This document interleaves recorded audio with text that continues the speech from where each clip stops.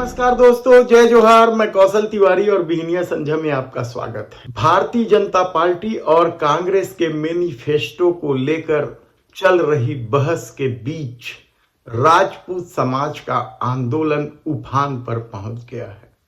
लाखों की संख्या में लोग इस आंदोलन में न केवल जुट रहे हैं बल्कि भारतीय जनता पार्टी को वोट नहीं देने का कसम तक खा रहे हैं। कसम है भगवान श्री राम की। इस बार एक निर्णय लेंगे। आपने भगवान रघुकुल की कसम खाई। इस बार पूरे देश में भारतीय जनता पार्टी को कोई राजपूत वोट नहीं देगा।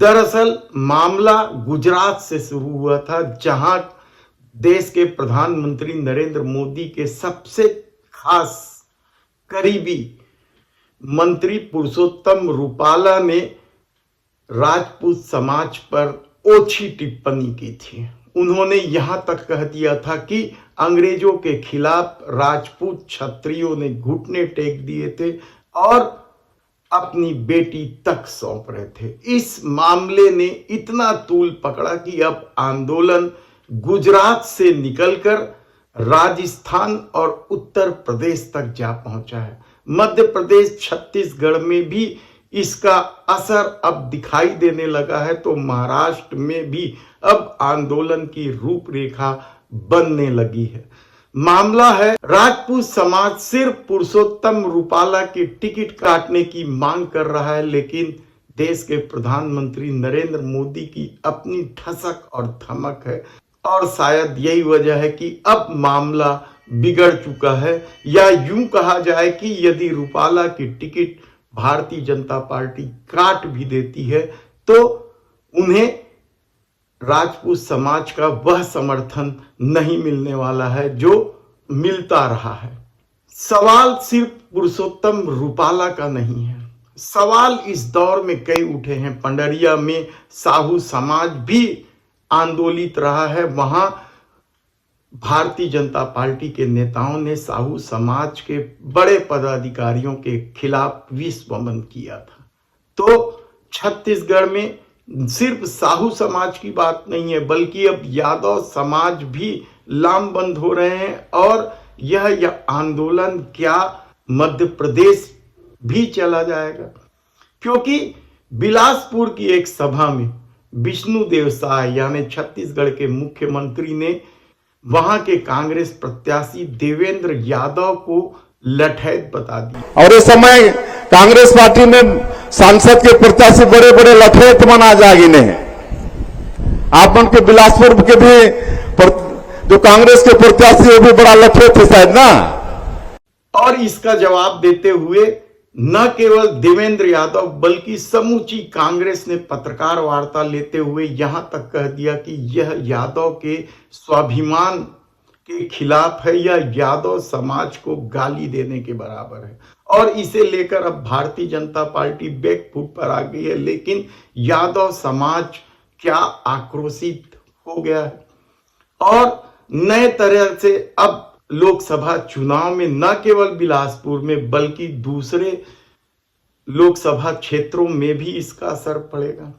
कहना कठिन है क्योंकि छत्तीसगढ़ में जात पात की राजनीति के लिए वह स्थान नहीं है, लेकिन इस दौर में जिस तरीके से तल्खी बढ़ी है, 2024 को हर हाल में जीतने के लिए भारतीय जनता पार्टी क्या कुछ कर रही है यह किसी से छिपा नहीं है। कांकेर में तो उसने उस व्यक्ति को टिकट दे दिया जो महिला उत्पीड़न का आरोपी है, जिनके खिलाफ गोंडवाना समाज खड़ा हुआ है। लेकिन भारतीय जनता पार्टी इसकी परवाह कब करती है? और शायद यही वजह है कि जब राहुल गांधी बस्तर प्रवास पर आए तो उन्होंने अडानी, अंबानी सहित आदिवासी और वनवासी को लेकर भारतीय जनता पार्टी को इस कदर घेरा कि भारतीय जनता पार्टी के मंत्री बौखला गए। कहा जा रहा है कि मंत्री केदार कश्यप ने तो राहुल गांधी को राहु काल से जोड़ दिया और यहां तक कह दिया कि राहुल गांधी कांग्रेस के लिए राहु काल साबित हो रहे हैं और प्रदेश को बचाने के लिए यानी बस्तर को बचाने के लिए शुद्धिकरण करेंगे। पहले वे क्या बोले यह पूरी बात सुन लीजिए। कांग्रेस पार्टी के लिए राहुल गांधी राहु बन गए। अब तो वो देश के लिए भी बन गए। देश के लोग उनको एक एक लोकसभा क्षेत्र से भगाते जा रहे हैं। अमेठी छोड़ करके वायनाड भाग रहे हैं। आने वाले समय में वायनाड छोड़ करके वो कहाँ भागेंगे? जनता उनको यहाँ से भगाने की, और ये राहु से हर कोई बचना चाहता है। ये राहु आए तो उसके बाद में घर का शुद्धिकरण किया जाता है। हम लोग भी बस्तर में शुद्धिकरण करें। लेकिन भारतीय जनता पार्टी के इस बयान को लेकर कांग्रेस में तीखी प्रतिक्रिया है। तो भारतीय जनता पार्टी तो धर्म की राजनीति सालों से करते आ रही है। उसके लिए शुद्धिकरण का मतलब क्या है यह किसी से छिपा नहीं है। ऐसी परिस्थिति में जब राहुल गांधी के बस्तर प्रवास को लेकर केदार कश्यप शुद्धिकरण की बात कर रहे हैं तो क्या उन्हें यह नहीं मालूम है कि राहुल गांधी कितने मंदिरों में कितने प्रदेश में घूम रहे हैं? तो क्या सब जगह भारतीय जनता पार्टी शुद्धिकरण का काम करेगी और इस स्तर पर राजनीति को ले जाएगी? जात पात धर्म की राजनीति इस स्तर तक इस दौर में पहुंच गई है कि लोग हैरान है कि आखिर असल मुद्दे पर बात कब आएगी। बढ़ती महंगाई ने लोगों का जीना हराम कर दिया है। कांग्रेस ने तो पिछले दिनों बकायदा जादूगर के नाम से प्रदर्शन तक किया। तो दूसरी तरफ कांग्रेस नारी न्याय और युवा न्याय के नाम पर जिस तरीके से घर घर पहुंच रही है, क्या भारतीय जनता पार्टी की बौखलाहट साफ दिखाई दे रही है और भारतीय जनता पार्टी राज्य में यानी छत्तीसगढ़ में अपना पिछला प्रदर्शन नहीं दोहरा पाएगी? ये सवाल बहुत महत्वपूर्ण है और इसका फैसला 4 जून को ही दिखाई देगा। लेकिन जो परिस्थितियां बन रही हैं कि किस तरीके से अमित शाह राजनांदगांव में आकर सोनिया गांधी के खिलाफ विश्वमन करते हैं, तो विष्णुदेव साय यादव प्रत्याशी को लठैत बताकर क्या बुरी तरीके से फंस गए हैं और राजनीति अब गरमाने लगी है। और इसमें कोई दो मत नहीं है कि कांग्रेस ने इस बार बेहतरीन प्रत्याशी दिए हैं छत्तीसगढ़ में भारतीय जनता पार्टी के मुकाबले, और मैनिफेस्टो में भी कांग्रेस भारी पड़ता दिखाई दे रहा है। क्योंकि इस दौर में सबको उम्मीद थी कि भारतीय जनता पार्टी के मैनिफेस्टो में महंगाई बेरोजगारी से मुक्ति के कुछ उपाय जरूर दिखाई देंगे। लेकिन अच्छे दिन आएंगे कि तर्ज पर जिस तरीके से भारतीय जनता पार्टी ने 2047 में समृद्ध भारत का सपना दिखाया है, क्या इस बार छत्तीसगढ़ की जनता भारतीय जनता पार्टी के इस बात पर आ जाएगी? यह महत्वपूर्ण सवाल है और इसका फैसला 4 जून को होगा। लेकिन हम बता दें कि तीसरे चरण का जो मतदान 7 मई को होने वाला है, उसके लिए भी नामांकन का काम शुरू हो गया है।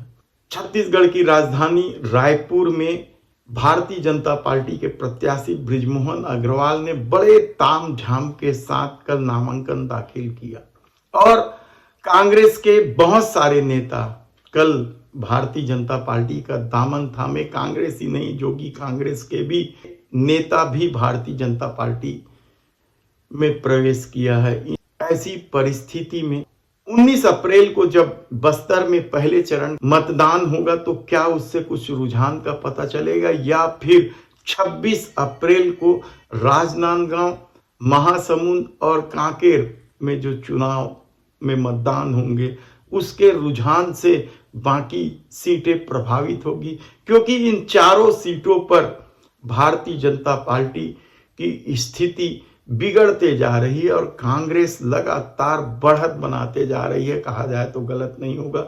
इन चारों सीटों में से सबसे महत्वपूर्ण सीट राजनांदगांव का है, जहां भूपेश बघेल चुनाव लड़ रहे हैं और कहा जा रहा है कि वे अपने भारतीय जनता पार्टी के प्रतिद्वंदी से बहुत आगे चल रहे हैं। तो शुरुआती गड़बड़ी के बाद कांग्रेस ने महासमुंद में स्थिति संभाल ली है और अब वहां भी उनकी बढ़त साफ दिखाई देने लगी है। साहू समाज एकजुट होता दिख रहा है। तो कांकेर में भारतीय जनता पार्टी ने खुद ऐसा प्रत्याशी दे दिया है जो महिला उत्पीड़न का आरोपी है। तो क्या इससे कांग्रेस की राह कांकेर में सबसे ज्यादा आसान है? बस्तर में उसने कवासी लखमा को टिकट देकर सबको चौंका दिया है और कहा जा रहा है कि कवासी लखमा को हरा पाना बेहद मुश्किल है। ऐसी परिस्थिति में देखना होगा कि 4 जून को परिणाम क्या आते हैं। धन्यवाद।